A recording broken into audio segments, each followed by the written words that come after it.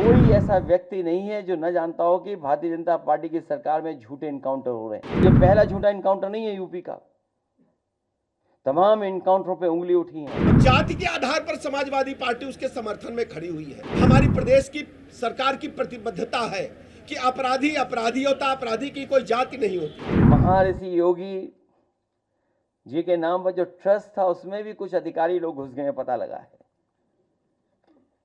केवल इसलिए कि उन्हें पता है कि उसकी कीमत कल क्या होगी। तो एक तरफ तो जहां ये लूट मची उत्तर प्रदेश में, वहीं अन्याय की सब सीमा टूट गई हैं। अभी हमें सुल्तानपुर के परिवार के सदस्य मिले जिनके बेटा इंजीनियर। कोई कल्पना कर सकता है आज के समय पर कि मुंह पर टेप लगा दिया जाए, हाथ पैर बांध दिए जाएं और पीट पीट करके उसकी जान ले ली जाए? क्या ये सुल्तानपुर की पहली घटना थी? इससे पहले भी इसी तरह की घटना हुई थी। अगर आपको याद हो कि भारतीय जनता पार्टी से संबंधित रखने वाले ने एक हत्या की थी वहीं पर सुल्तानपुर में। और अभी जो झूठी कहानी पढ़ी जा रही है इनकाउंटर को लेकर के, कोई ऐसा व्यक्ति नहीं है जो न जानता हो कि भारतीय जनता पार्टी की सरकार में झूठे इनकाउंटर हो रहे हैं, हत्या की जा रही है। जो मंगेश यादव की हत्या हुई है, गांव से लेकर के आसपास के लोग जानते हैं कि पुलिस रात में आई थी, उठा ले गई, पुलिस उठा करके लेके गई एसटीएफ। और सोचिए आप कैसी कहानी गढ़ी गई कि उसके पास नया बैग था, अमेरिकन टूरिस्ट बैग बताया गया, और जब बैग खोला गया तो उसमें भी कपड़े नए मिले शोरूम से खरीदे हुए। और जो मोटरसाइकिल मिली, सुनने में आ रहा है कि जो मोटरसाइकिल जिसकी चोरी हुई थी कई दिनों बाद एफआईआर लिखी गई। और उसके घर परिवार के लोगों के मां का इनको दर्द समझ में नहीं आ रहा, बहन के आंसू नहीं समझ में आ रहे हैं। और सोचिए कैसा दिमाग इनका, सरकार ने कैसी होशियारी दिखाई कि चप्पल में इनकाउंटर कर दिया। बताइए आप, कैसा दिमाग है इन लोगों का, क्या होशियारी दिखाई। कौन नई तस्वीर देख करके बता सकता है कि यह झूठा इनकाउंटर हुआ था? और यह पहला झूठा इनकाउंटर नहीं है यूपी का, तमाम इनकाउंटरों पे उंगली उठी है।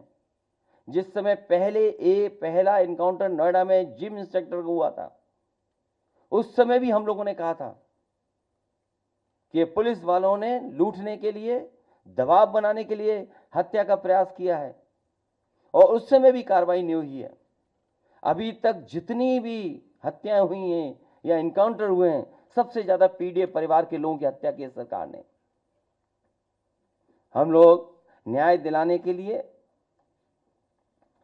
सदन से लेकर के और संघर्ष के बीच में भी जाना पड़ेगा, तो समाजवादी लोग पीछे नहीं रह सकते। सुल्तानपुर की घटना में वांछित अपराधियों को हमारी पुलिस ने गिरफ्तार किया और पुलिस मुठभेड़ के दौरान एक व्यक्ति मारा गया। अब जाति के आधार पर समाजवादी पार्टी उसके समर्थन में खड़ी हुई है। हमारी प्रदेश की सरकार की प्रतिबद्धता है कि अपराधी अपराधी होता, अपराधी की कोई जाति नहीं होती। मैं कहना चाहता हूं कि हमारे साथ सर्व समाज के लोग जुड़े हैं।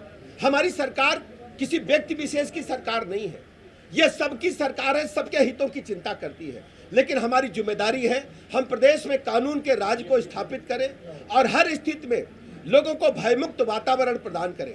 हम जब जानते हैं कि इस घटना में जो लोग वांछित थे उनके पास से गिरफ्तारी के दौरान 2.5 किलो से अधिक सोना बरामद हुआ है। जो दिन दहाड़े लूट हुई थी, 2.5 किलो से अधिक सोना बरामद हुआ है। और सबसे बड़ी बात यह है, समाजवादी पार्टी प्रेस कॉन्फ्रेंस करके जनता को गुमराह करने का असफल प्रयास करती है, जबकि प्रदेश की जनता जानती है कि समाजवादी पार्टी अपराधियों को जब जब इनकी सरकारें रही हैं, जब जब इन्हें ताकत मिली है, ये पुष्पित पल्लवित करती रही हैं।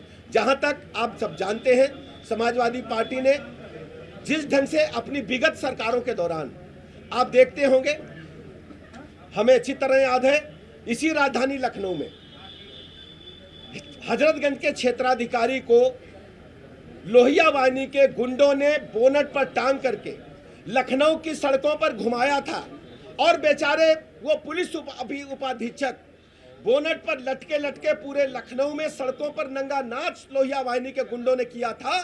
फिर लोहिया वाहिनी के गुंडों की हिम्मत देखिए, उस समय जब समाजवादी पार्टी की सरकार थी, उस जीप को ले जाकर के एसएसपी लखनऊ के बंगले में घुसा दिए थे और एसएसपी लखनऊ के माध्यम से उन गुंडों को, जिन लोगों ने क्षेत्राधिकारी हजरतगंज को बोनट पर जीप पर टांगा था, उनको बचाने का काम हुआ था। आज तक उस घटना में कितने लोगों की सजा हुई है, समाजवादी पार्टी बताए।